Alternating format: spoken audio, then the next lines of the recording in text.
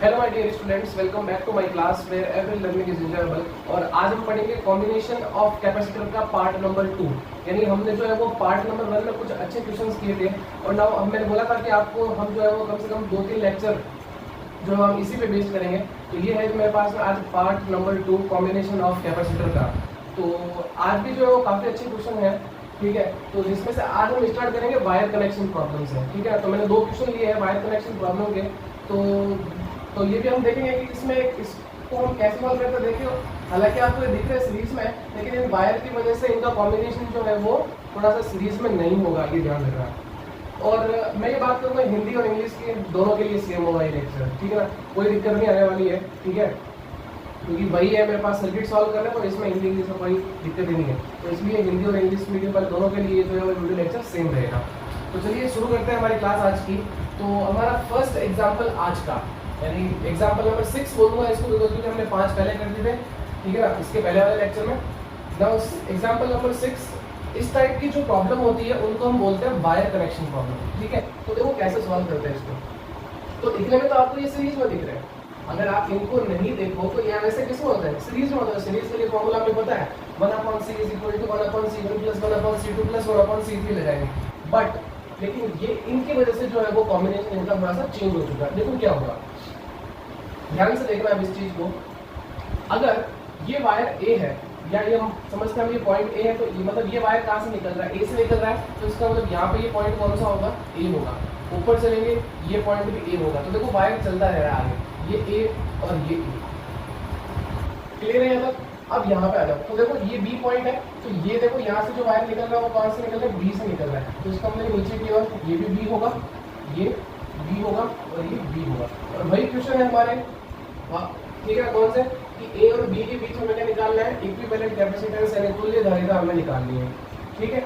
अब क्वेश्चन जो है वो काफी इजी हो चुका है। देखो कैसे है, ये आपको क्या पता चल रहा है कि ए और बी के बीच में एक कैपेसिटर है।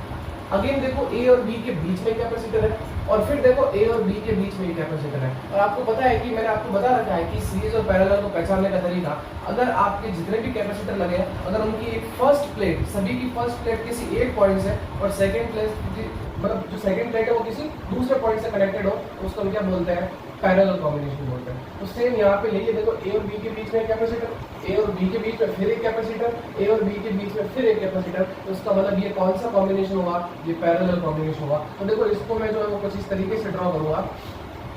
यानी देखो ये ए पॉइंट है मेरे पास में, और यहाँ पे ये मेरे पास में क्या बी पॉइंट है। तो ध्यान से देखो क्या ए और बी के बीच में कैपेसिटर है, तो मैंने लगा लिया ये ए और बी के बीच में कैपेसिटर, ये बी पॉइंट हो गया और ये ए पॉइंट हो गया। नेक्स्ट देखो फिर ए और बी के बीच में कैपेसिटर है, उसको कुछ इस तरीके से बना लो।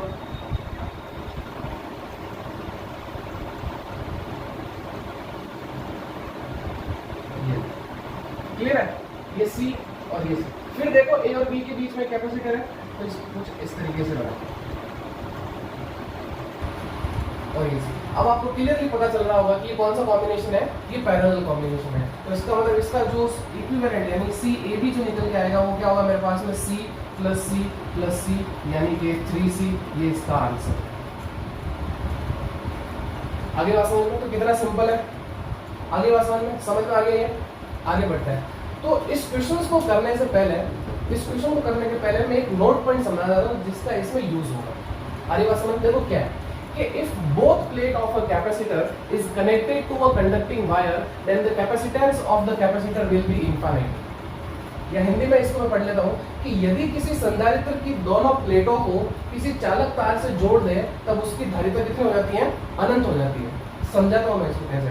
यानी कि करना क्या है इसके अंदर, मान लो मेरे पास में अगर 2 प्लेटें हैं कैपेसिटर की, ए प्लेट और ये बी प्लेट। अगर मैं इसको क्या करूं, किसी वायर से कनेक्ट कर दूं, तो इसका जो कैपेसिटेंस होता है, इसकी जो धारिता होती है वो क्या हो जाती है, अनंत हो जाती है। देखो कैसे, अगर मैंने इसको जो है वो दोनों प्लेटों को वायर से कनेक्ट कर दिया, तो क्या मैं ये बोल सकता हूँ कि दोनों का पोटेंशियल सेम हो चुका है, VA = VB। क्लियर, अगर ये सेम है तो इसका मतलब इनके अंदर जो चेंज आएगा वो क्या होगा, डेल्टा V क्या होगा, 0 ही तो होगा। VA - VB क्या निकल के आएगा, 0 निकल के आएगा। क्लियर, और आपको पता है कि C = क्या होता है, Q/V, यानी डेल्टा V। तो इसका मतलब Q/V कितना, डेल्टा V कितना है, 0। तो इसका मतलब C = कितना निकल के आ गया, इनफाइनाइट। तो यही चीज मैं बता रहा था यहाँ पे कि जब हम किसी भी कैपेसिटर की दोनों प्लेटों को अगर हम वायर से कनेक्ट कर दें तो उसकी धारिता या उसका कैपेसिटेंस कितना हो जाता है, वो इनफाइनाइट हो जाता है। क्लियर है? अब चलते हैं हम इस एग्जांपल पे जिससे आपको समझ में आ जाएगा, ठीक है ना, कि ये नोट पॉइंट क्यों लिखा था मैंने।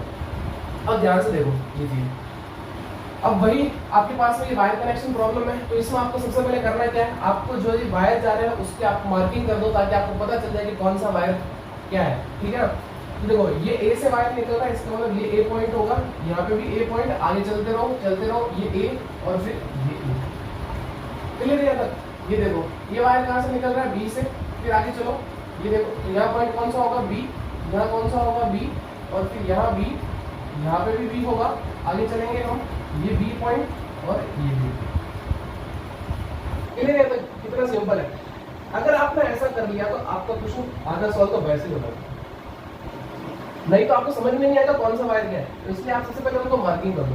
देखो ये वायर यहाँ से निकल रहा है, इसका मतलब कहाँ से, ए से निकल रहा है, तो इसका मतलब ये पॉइंट भी क्या होगा, ए ही तो रहा होगा, सीधी सी बात दिख रहा है आपको वैसे भी, ये ए और ये वायर देखो बी से निकल रहा है, इसका मतलब ये बी और ये बी। अब ध्यान से सुनो, क्या ए और बी के बीच में एक कैपेसिटर है? अच्छा यहाँ पे भी पॉइंट लिखना भूल गया, ये ए और बी के बीच में कैपेसिटर, फिर देखो ए और बी के बीच में कैपेसिटर, और फिर देखो ए और बी के बीच में कैपेसिटर, और ये दोनों किसमें, सीरीज में, सिंपल सा दिख रहा है, अरे बात समझ में, और ये इसके आगे, ठीक है। तो देखो मैं इसको कुछ इस तरीके से बनाता हूँ, ये कैपेसिटर लगा दिया, फिर देखो एक कैपेसिटर और लगा दिया, और फिर देखो एक कैपेसिटर मैंने जो है वो और लगा दिया। तो क्लियर है? तक थोड़ा सा इसको छोटा बना रखो, तो वापस इसको सॉल्व भी करना पड़ेगा, इसको कुछ इस तरीके से लिख देना है।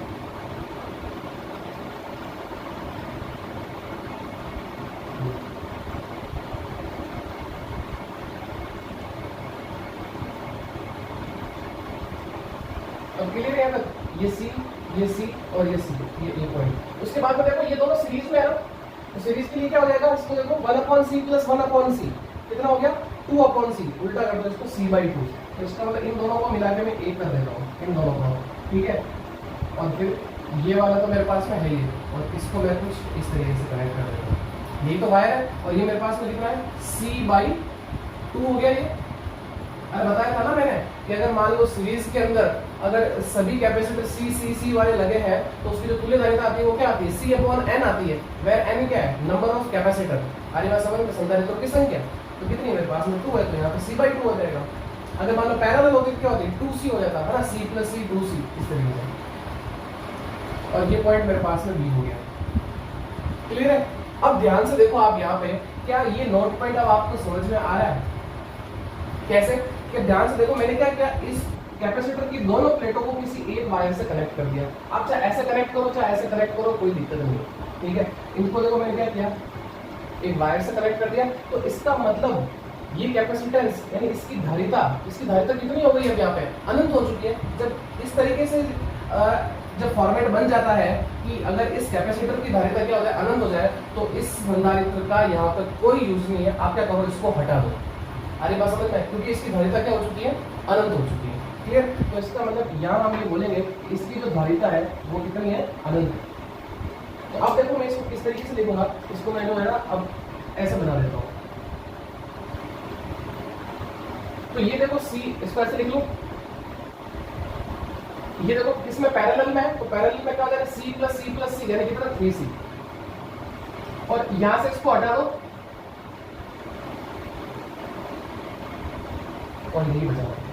सो ये तो हो गया मेरे पास में 3c और ये c और ये पॉइंट b और ये पॉइंट a। अब चेक कर लो ये कौन सा कॉम्बिनेशन है, ये सीरीज कॉम्बिनेशन है। अब ये मत बोलना सर आपने तो तार को ऐसे घुमा दिया है, ठीक है ना, तो घुमाने से कोई सीरीज में और पैरेलल में कोई चेंज नहीं हुआ है, ये अभी भी सीरीज में है। आगे बात समझ, वायर को सीधा कर दो ना, तो फिर आप क्या देखेंगे, सीरीज में जो देखेंगे, तो वायर मोड़ने से, यहाँ वायर मोड़ने से कोई दिक्कत नहीं है कि ये पैरेलल में हो चुके हैं, ठीक है। इस वायर को सीधा करो, ये मैंने इसलिए बताया ताकि आपको समझ में आए ये चीज कि हाँ इसकी धारिता क्या हो चुकी है, अनंत हो चुकी है। तो जब धारिता अनंत हो जाती है तो उस कैपेसिटर का उस सर्किट में कोई रोल नहीं होता है, बिकॉज उसको हटा दो।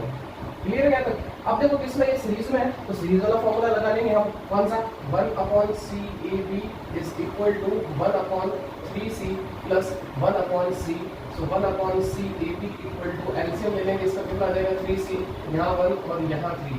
सो 1/CAB is equal to 4/3C। So CAB is equal to कितना आ गया 3C/4। यही इसका आंसर है। अगली बात समझ में, आई होप आपको ये दोनों एग्जांपल समझ में आ गए होंगे वायर कनेक्शन प्रॉब्लम के। तो फटाफट इसका स्क्रीनशॉट लीजिए, फिर हम आगे बढ़ते हैं इनफाइनाइट टाइप नेटवर्क पे, ठीक है ना। So take a screenshot. So students, बात करते हैं हमारे नेक्स्ट एग्जांपल की। ये है हमारा अगला एग्जांपल जो है इनफाइनाइट नेटवर्क टाइप वाले क्वेश्चंस में, ठीक है ना। यानी इसमें क्या है, मेरे पास में कि जो मेरे पास में कैपेसिटर लगे वो अनंत तक लगे हैं, मतलब इनफाइनाइट लगे हैं। तो देखो इस टाइप के सर्किट को कैसे सॉल्व करते हैं, ठीक है ना। कुछ नहीं करता, बस कभी यहाँ कैपेसिटर, कभी यहाँ कैपेसिटर, यहाँ कैपेसिटर, मतलब अलग अलग तरह से क्वेश्चंस बना देते हैं। और उसमें से मैंने क्या किया, एक टाइप का क्वेश्चन जो है मैंने यहाँ पे लिया है, तो जिसमें मैंने क्या किया, कुछ इस तरीके से कॉम्बिनेशन है इस इनफाइनाइट नेटवर्क का। आरी बात समझ में। दरअसल क्या होगा, यहाँ पे कैपेसिटर लगा लेगा, ठीक है। तो इसमें भी जो है टाइप ऑफ क्वेश्चंस बनेंगे, आरी बात समझ में। तो उसमें से मैंने एक एग्जांपल ये दिया, ठीक है ना। तो देखो वैसे ही आपको सीरीज कहाँ तक दिख रही है, इनफाइनाइट तक दिख रही है, आरी बात समझ में। लेकिन इसको सॉल्व करना बहुत ईजी है। कैसे, ध्यान सुनो। अगर इनफाइनाइट नेटवर्क सीरीज है ना, तो मैं क्या कर सकता हूँ, इसमें से अगर मैं 2 कैपेसिटर या 3 कैपेसिटर हटा भी हूँ तो मुझे क्या फर्क पड़ता है, कोई फर्क नहीं पड़ेगा, उसके इक्विवेलेंट कैपेसिटेंस यानी तुल्यधारिता पे। तो ध्यान से सुनो। तो यहाँ पे देखो आपको एक पैटर्न बनता हुआ दिखाई दे रहा है। कैसे, देखो ये कैपेसिटर, फिर ये और फिर ये और ये और ये, इस तरीके से आगे से क्या हो रहा है, ये चल रहा है। आगे बात समझ में। यही तो पैटर्न जो है आगे से, मतलब आगे से क्या हो रहा है, फॉलो हो रहा है।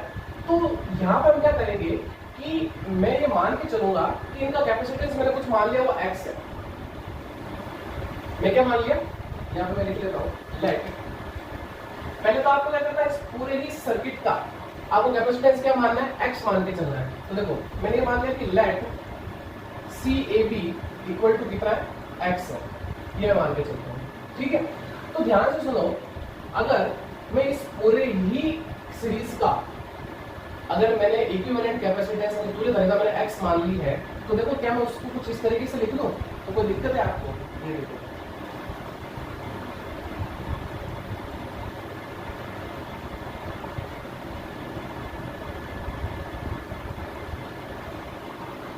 ये तो C है, ये भी C है, और इसको मैंने क्या मान लिया, x मान लिया।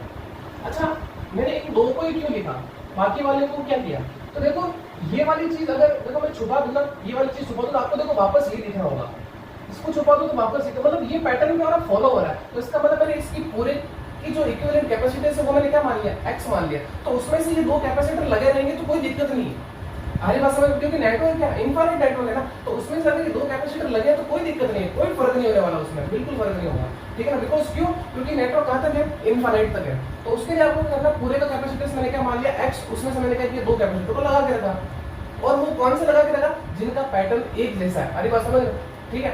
तो इस टाइप के क्वेश्चन और हो सकते हैं। मान लो यहाँ एक कैपेसिटर लगा दिया, यहाँ कैपेसिटर लगा ले, यहाँ कैपेसिटर लगा ले, यहाँ लगा ले, तो हम क्या करेंगे, जो ये वाला कॉम्बिनेशन बन रहा है उसको हम क्या मान लेंगे, x मान लेंगे। मतलब जो रिपीट हो रही है चीज, तो रिपीट क्या हो रही है, इसके बाद फिर ये, इसके बाद फिर ये, फिर ये।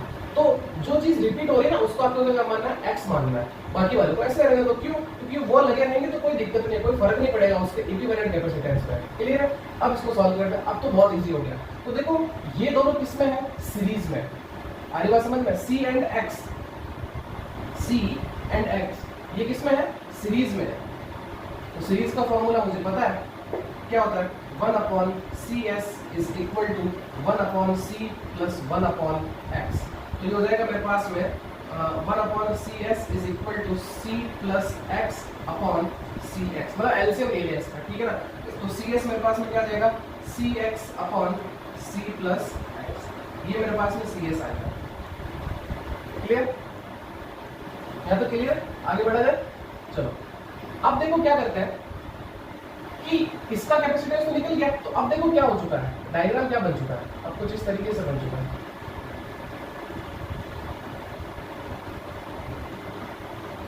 ये C है और ये क्या मेरे पास में CX upon C plus X, ये A है और ये B है।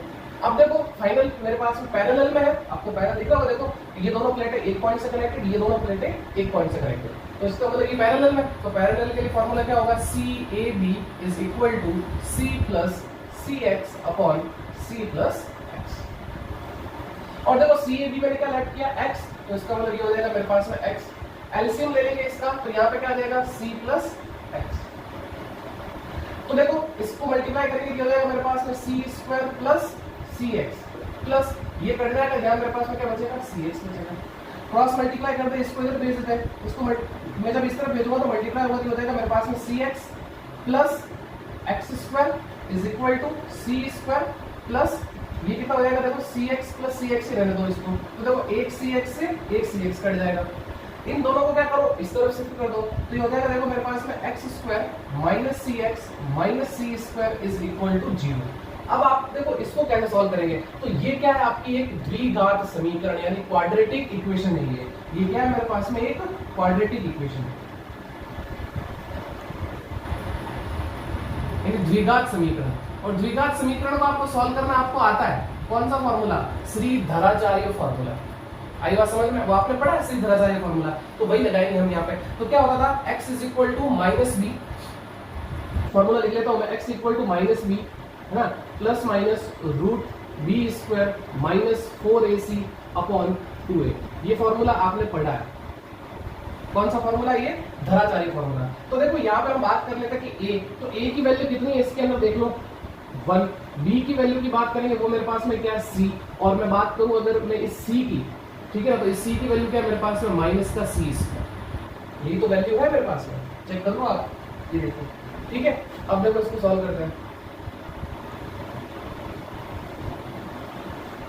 अब ये सारी वैल्यूज क्या करो यहाँ पुट कर दो, तो देखो मेरे पास में क्या होगा, x इज इक्वल टू सबसे पहले क्या माइनस b, तो माइनस तो मेरे पास में पहले से ही है, तो माइनस माइनस मेरे पास में क्या हो जाएगा, प्लस हो जाएगा ये c plus minus root B square यानी माइनस सी का स्क्वायर, तो वो मेरे पास में क्या हो जाएगा सी स्क्वायर, फिर माइनस 4ac, तो इसका मतलब देखो 4 तो मेरे पास में आएगा ही आएगा, ये 4 a क्या मेरे पास में 1, c क्या मेरे पास में माइनस का c स्क्वायर, तो माइनस माइनस तो ये क्या हो जाएगा प्लस, ठीक है, और ये क्या आएगा मेरे पास में यहाँ पे c square divided by 2a, a मेरे पास में कितना है 1, क्लियर।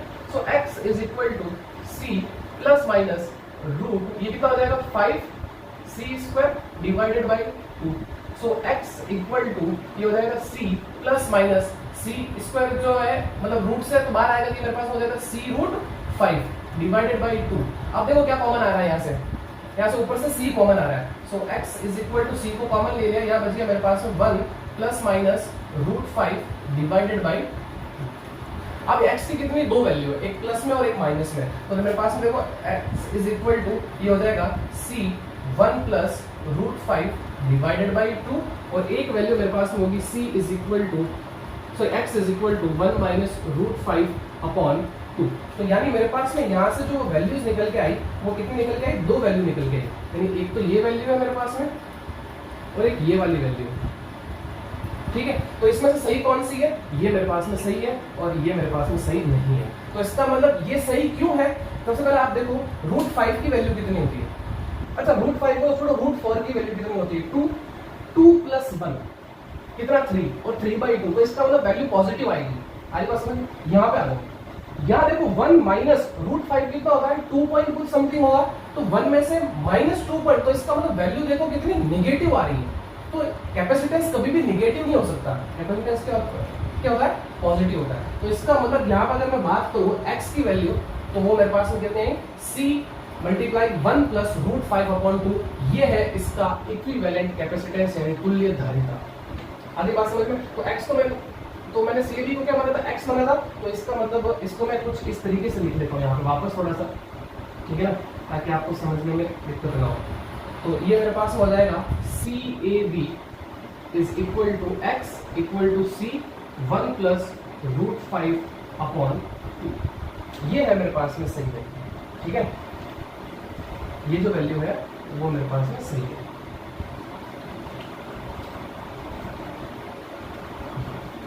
क्लियर है। तो इस टाइप के नेटवर्क जो होता है इनफाइनाइट नेटवर्क, उसको जो है वो हम कुछ इस तरीके से सॉल्व करते हैं। तो आई होप आपको समझ में आ गया होगा। अगर कहीं दिक्कत आ रही हो तो वीडियो को आप जो है रिवाइंड करके थोड़ा पीछे लेके वापस समझ सकते हो, ठीक है ना। तो इसके लिए आपको क्या करना पड़ेगा, सबसे पहले कि जो चीज रिपीट हो रही है उसको आप क्या मान लो, एक्स मान लो। मान लो अगर एक कैपेसिटर यहां लगा होता तो इसका मतलब क्या होता, देखो ये और ये, फिर ये और ये। अरे भाषा में हम क्या करते हैं, इस वाले पोर्शन को क्या करते हैं, पूरे को यहां से उसको क्या मान लेते हैं, एक्स मान लेते हैं। तो फिर देखो ये क्या हो जाता है, पैरेलल, और फिर वापस क्या हो जाता है, सीरीज। आ रही बात समझ में। तो आप इस टाइप के क्वेश्चंस करना, ठीक है ना।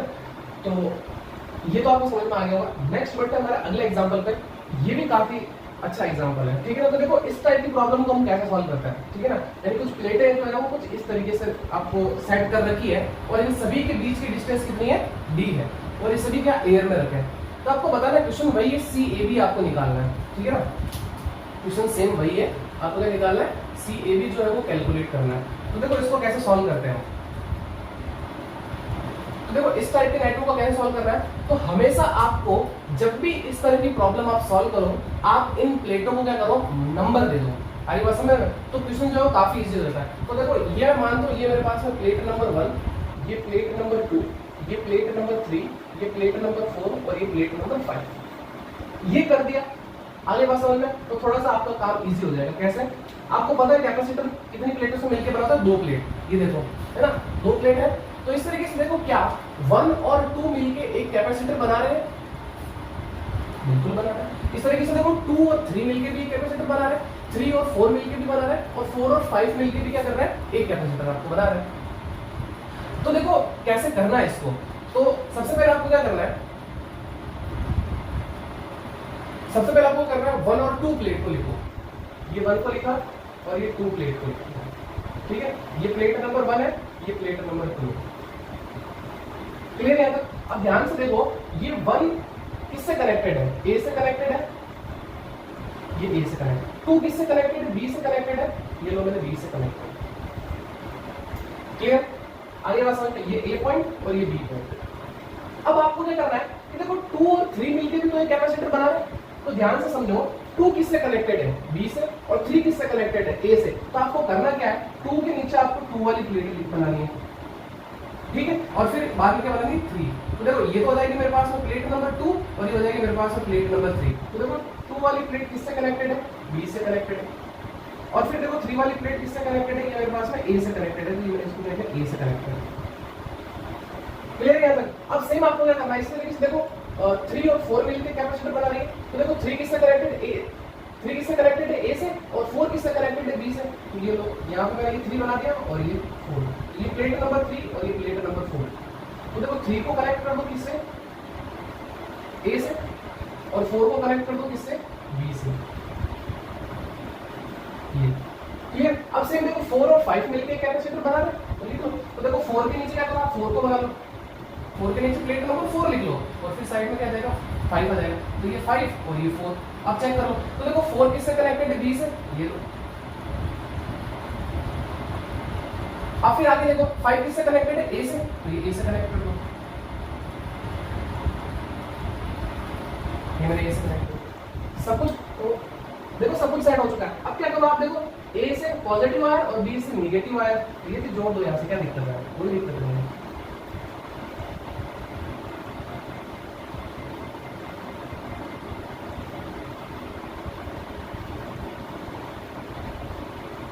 अब आपको क्लियर दिख रहा होगा ये कौन सा कॉम्बिनेशन है, ये पैरेलल कॉम्बिनेशन है, ठीक है। ये मेरे पास में कैपेसिटर सी, ये कैपेसिटर सी, ये सी और ये सी मान लो। अगली बात समझ में, सी मान ले तो मेरे पास में देखो जो सी ए बी निकल के आएगा, वो क्या निकल के आएगा, C plus C plus C plus C. यानी ये मेरे पास में कितना हो गया, C is equal to C A B is equal to कितना, 4 सी। और आपको पता है कि अगर इनके बीच की डिस्टेंस दे रखी है आपको डी, इनके बीच की डिस्टेंस क्या दे रखी है आपको, डी दे रखी है। तो आपको पता है कि अगर कोई कैपेसिटर अगर एयर में रखा है ना, पैरेलल प्लेट कैपेसिटर, तो पैरेलल प्लेट कैपेसिटर का आपको कैपेसिटेंस का फॉर्मूला पता है, epsilon not a by D, ठीक है। तो इसको आप इस तरीके से लिख सकते हो, 4 epsilon not a by D. ये सी की वैल्यू है। अरे बस ये epsilon not a by D कहां से आया, बिकॉज क्योंकि डिस्टेंस दे रखी थी ना इनके बीच की, और हमें पता है ये पैरेलल प्लेट कैपेसिटर है। अगर पैरेलल प्लेट कैपेसिटर है तो उसकी कैपेसिटेंस का यानी उसकी धरीता का फॉर्मूला हमने निकाला है, जो है वो किसमें, एयर में है ना, वायु में, वो कितना था, epsilon not a by D तो था। तो ये भी लिखो, ये भी लिखो, कोई दिक्कत नहीं है, बस ये भी लिख सकते हो आपको। अगर मान लो कॉम्पिटिशन एग्जाम दे रहे हो, आपको ऑप्शन ये दे रखा है, आप ये भी टिक कर सकते हो, क्या दिक्कत है ना। तो चलिए फटाफट इसका स्क्रीनशॉट लीजिए, फिर हम आगे बढ़ते हैं, हम पढ़ेंगे Wheatstone bridge. So take a screenshot. So students, बात करता हूँ हमारे नेक्स्ट टॉपिक की, जो है व्हीटस्टोन ब्रिज यानी व्हीटस्टोन सेतु। आगे बात समझ में। तो ये कुछ इस तरीके से जो है वो सर्किट होता है, उसको हम क्या बोलते हैं, व्हीटस्टोन ब्रिज बोलते हैं। हालांकि इसके बारे में हम जो 6th चैप्टर में जो डिटेल में पढ़ेंगे, लेकिन इसको मैं सिर्फ और सिर्फ मैं इसलिए ले रहा हूँ बिकॉज हमें क्या करना है, सिर्फ इसके क्वेश्चन सॉल्व करना है। आधी बात समझ में। तो बता दूंगा मैं व्हीटस्टोन ब्रिज होता क्या है, कैसे, लेकिन डिटेल में जो हम पढ़ेंगे वो हम इसके बारे में 6th चैप्टर में पढ़ेंगे, बिकॉज वहां पे हमारा आएगा, क्योंकि आपका प्रैक्टिकल भी है बोर्ड का, ठीक है ना, व्हीटस्टोन ब्रिज। सो सिर्फ यहाँ पे मैं बताऊंगा कि इसमें इसके जो क्वेश्चन हम जो कैसे करते हैं, बस। बाकी डिटेल में मैं नहीं बताऊंगा, डिटेल में हम जो इसके बारे में 6th चैप्टर में पढ़ेंगे, ठीक है। सो ये हमारा आज का लास्ट टॉपिक भी रहेगा, ठीक है, और इससे रिलेटेड मैं जो है वो एक एग्जांपल भी ले रहा हूँ। क्लियर है यहाँ तक? तो चलिए स्टार्ट करते हैं। तो देखो व्हीटस्टोन ब्रिज एक्चुअल में ये कैसे होता है, तो देखो ये जो अरेंजमेंट है वो कुछ इस तरीके से होता है, ठीक है ना। ये ए पॉइंट, ये बी पॉइंट, ये सी और ये डी, ठीक है। और इस तरीके से ए और सी के बीच में कैपेसिटर, सी और बी के बीच में एक, ए और डी के बीच में एक, और बी और डी के बीच में एक, और फिर इस तरीके से सी और डी के बीच में क्या है, जो है वो कैपेसिटर है। तो ब्रिज मतलब ये कुछ इस तरीके से, आरी बात समझ में। इन दोनों कैपेसिटर के बीच में ये जो कैपेसिटर लगा, ये क्या करता है, ब्रिज की तरफ वर्क करता है, ठीक है ना।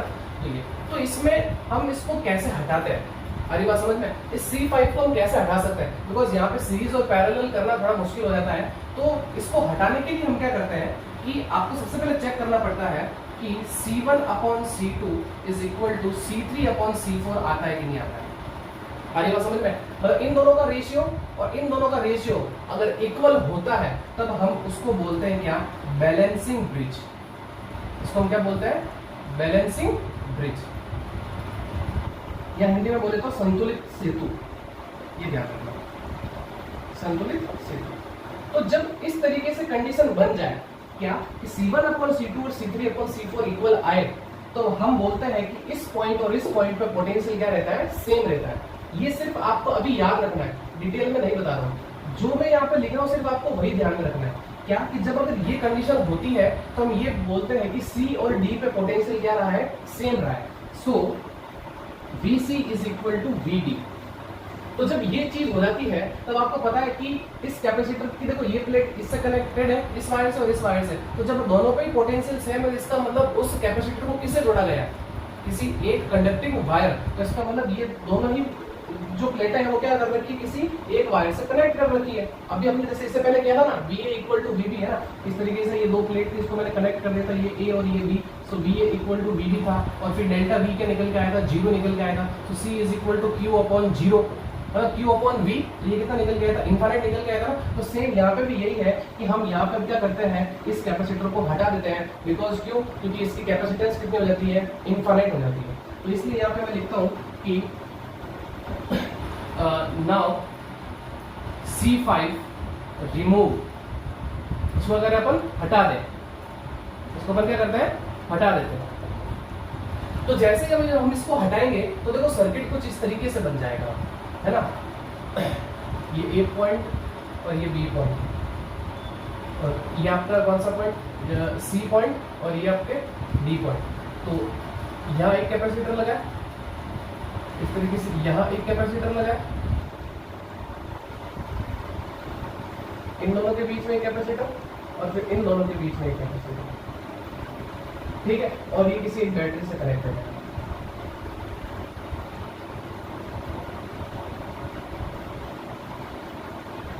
तो ये A पॉइंट, ये B पॉइंट, ये C पॉइंट और ये D पॉइंट। अब आपको क्लियरली नजर आ रहा होगा क्या कि ये दोनों कैपेसिटर सीरीज में, बिकॉज देखो है ना, इस तरीके से ये इससे कनेक्टेड है, सॉरी तो ये वाली प्लेट इससे कनेक्टेड और फिर ये वाली प्लेट आगे कनेक्टेड। फिर देखो ये दोनों किसमें, सीरीज में। अरे बात समझ में। और फिर वापस किसमें हो जाएंगे, पैरेलल में हो जाएंगे। तो इसका मतलब पहले तो मैं इसके लिए लिख लेता हूँ। तो देखो ये मेरे पास में क्या C1 और ये क्या है C2 और ये क्या है C3 और ये क्या है C4। क्लियर। अब हमको पता है कि जब दो कैपेसिटर सीरीज में लगे होते हैं तो फॉर्मूला क्या लगता है 1/c equal to 1/c1 plus 1/c2। तो अगर उसका एलसीएम लूंगा क्या आ जाएगा c1 multiply c2 divided by c1 plus c2, उल्टा करेंगे ना उसको, ठीक है। तो ये तो मेरे पास हो जाएगा cs1, तो उसके लिए हो जाएगा मेरे पास में c1 multiply c2 divided by c1 plus c2, clear. और फिर ये सीरीज में तो ये हो जाएगा cs2 मेरे पास में c3 multiply c4 divided by c3 plus c4।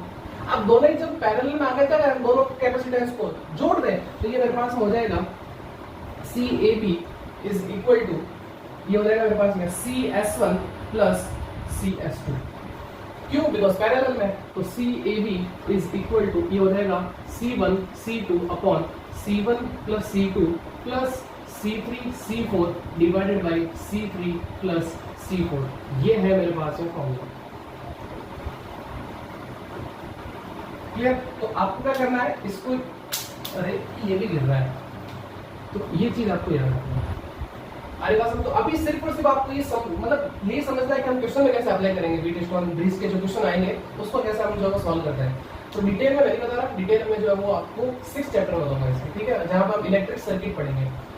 तो देखो ये क्वेश्चन है, अब आप बोलोगे सर आपने लिखा है तो कुछ और डायग्राम बनाया कुछ और है, कुछ नहीं, ये जो डायग्राम बना वो यही है, अभी इसको मैं वापस बनाऊंगा, ठीक है ना। तो काफी अच्छा क्वेश्चन है, ठीक है। तो पता चल गया आपको, जब अगर C1/C2 और C3/C4 की वैल्यू सेम आ जाए तो हम बोलेंगे C और D के बीच में जो पोटेंशियल है वो सेम है। इसका मतलब हम क्या करें, C5 जो कैपेसिटर है उसको क्या करें, हटा दें या रिमूव कर दें, तो जो डायग्राम है वो कुछ इस तरीके से बनता है, क्लियर है। और फिर ये दोनों सीरीज में, ये दोनों सीरीज में, फिर पैरेलल में, क्लियर। आ जाओ इसको, अब ध्यान से सुनो इसको, तो ध्यान से देखना आप, पहले तो आपको पॉइंट क्लियर कर लो इससे क्या क्या पॉइंट है। तो देखो ये A पॉइंट, तो ये भी A रहा होगा, ये भी A रहा होगा। अब आगे चले, नहीं ये C नहीं हो सकता पॉइंट, बिकॉज सॉरी ये A नहीं हो सकता पॉइंट, क्यों, क्योंकि यहाँ पर C पॉइंट है, तो C से जो वायर निकल रहा है वो C, तो ये जो वायर है यहाँ इस प्लेट से कनेक्टेड है और ये वाला वायर जो है इस प्लेट से, क्लियर है यहाँ तक। अब देखो ये पॉइंट B और ये पॉइंट B होगा। आगे चले, ये D आ गया तो इसका मतलब यहाँ पे क्या होगा, ये पॉइंट B होगा, क्लियर। अब आपको सब कुछ क्लियर दिख रहा होगा क्या, कि A और C के बीच में कैपेसिटर, A और D के बीच में कैपेसिटर, फिर देखो B और C के बीच में कैपेसिटर, और फिर देखो B और D के बीच में कैपेसिटर, और फिर आपके देखो C और D के बीच में कैपेसिटर। तो क्या ये कुछ इस तरीके से की प्रॉब्लम है, ये चेक कर लो आप। तो सबसे पहले मैं क्या करता हूँ, इनके पॉइंट बना लेता हूँ, ठीक है ना। देखो कुछ इस तरीके से, ये A पॉइंट हो गया, ये मेरे पास में B पॉइंट हो गया, यहाँ मैं C पॉइंट दे देता हूँ, यहाँ मैं जो है D पॉइंट दे देता हूँ। तो अब चेक करो आप, सबसे पहले A और C के बीच में कैपेसिटर, तो लगा लो,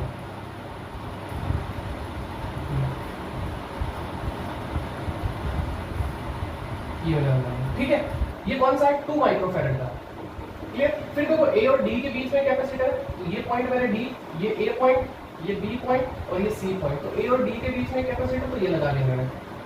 अब चेक करो फिर क्या है मेरे पास में, B और C के बीच में कैपेसिटर, तो ये रहा B और ये C, ये लगा लो इनके बीच में कैपेसिटर, क्लियर। अब क्या, B और D के बीच में भी कैपेसिटर है, तो ये B और D के बीच में कैपेसिटर। फिर देखो C और D के बीच में कैपेसिटर, ये दो, ये भी एक कैपेसिटर। अब चेक करो, A और C के बीच में 2 माइक्रोफैरड, A और D के बीच में 3 माइक्रोफैरड, फिर B और C के बीच में 4 माइक्रोफैरड, और फिर B और D के बीच में 6 माइक्रोफैरड, क्लियर है यहाँ तक। और फिर ये बीच में लगा, ये कौन सा है, 5 माइक्रोफैरड।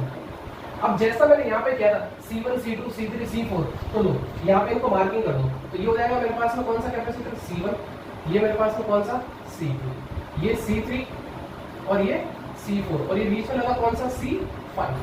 अब सबसे पहले हम क्या चेक करेंगे कि अगर ये व्हीटस्टोन ब्रिज है तो मुझे क्या करना पड़ेगा, इस 5 माइक्रोफैरड को हटाना है। तो सबसे पहले मैं चेक करूंगा C1/C2 और C3/C4 का रेशियो सेम है कि नहीं है। तो सबसे पहले मैं चेक करता हूँ C1/C2 और C3/C1 का रेशियो। तो C1/C2, तो C1 कितना है 2, C2 कितना है 4, कितना आ गया 1/2, एंड C3/C4 ये मेरे पास में कितना 3/6 यानी 1/2।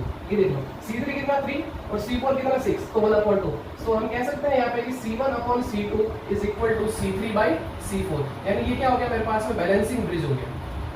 कौन सा ब्रिज हो गया, संतुलित सेतु, बैलेंसिंग ब्रिज। तो इसका मतलब हम क्या करेंगे, 5 माइक्रोफैरड को हटा दें, तो इसका मतलब नाउ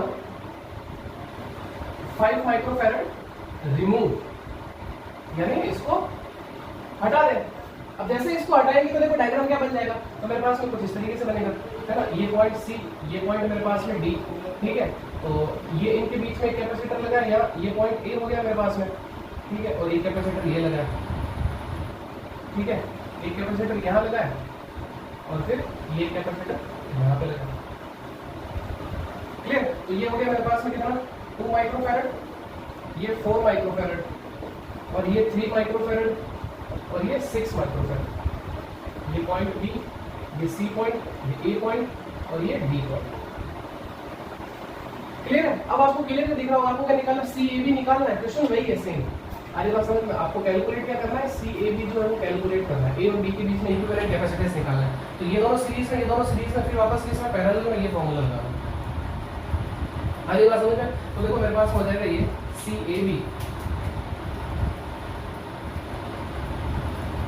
ये हो जाएगा C A B is equal to, सबसे पहले C1 C2, ये C1 C2 तो हो जाएगा 2 × 4 डिवाइडेड बाई 2 + 4, फिर प्लस 3 × 6 डिवाइडेड बाई 3 + 6। तो देखो ये कितना हो गया, CAB equal to 4 × 2 = 8 divided by 6, और ये मेरे पास में कितना 18/9। तो ये कुछ कट हो जाएगा देखो, तो CAB इज इक्वल टू, ये निकल के आएगा मेरे पास में 4/3 + 2, ठीक है। एलसीएम ले लो इसका, ये 1 एलसीएम आएगा। तो अल्टीमेट जो आंसर निकल के आएगा, मैं फाइनली इसका आंसर लिख देता हूँ। तो ये मेरे पास में CAB इज इक्वल टू, तो देखो एलसीएम लूंगा इसका मैं, ठीक है। तो एलसीएम हो कितना आएगा, 3 एलसीएम आएगा इसका। आज बात समझ में, इस तरह से एलसीएम आएगा, 3 एलसीएम आएगा। तो यहाँ पे कितना 4 और ये कितना 3, तो 3 × 2 = 6, तो कितना आ गया मेरे पास में 4 + 6 यानी 10। तो ये मेरे पास हो गया 10/3 माइक्रोफैरड। तो ये है मेरे पास में इसका क्या, इक्विवेलेंट कैपेसिटेंस, यानी कि तुल्य धारिता। आगे बात समझ में क्लियर है यहाँ तक। सो फटाफट आप इसका स्क्रीनशॉट लीजिए। तो स्टूडेंट्स, आज की क्लास में बस इतना ही। आई होप आपको आज की क्लास में बहुत मजा आया होगा। तो मिलते हैं नेक्स्ट वीडियो में। तो इसको जो है वो आप अच्छे से क्लियर कर लेना, ठीक है ना, व्हीटस्टोन ब्रेस को क्लियर। तो इसकी कुछ प्रॉब्लम भी मैं दूंगा होमवर्क में, तो आप जो है वो इसको सॉल्व कर लेना, ठीक है। तो आज की क्लास में बस इतना ही, मिलते हैं नेक्स्ट वीडियो में। तब तक चैनल को ज़्यादा से ज़्यादा शेयर करिए, सब्सक्राइब करिए और वीडियोस को ज़्यादा से ज़्यादा लाइक करिए। मिलते हैं नेक्स्ट वीडियो में, तब तक thank you and good bye.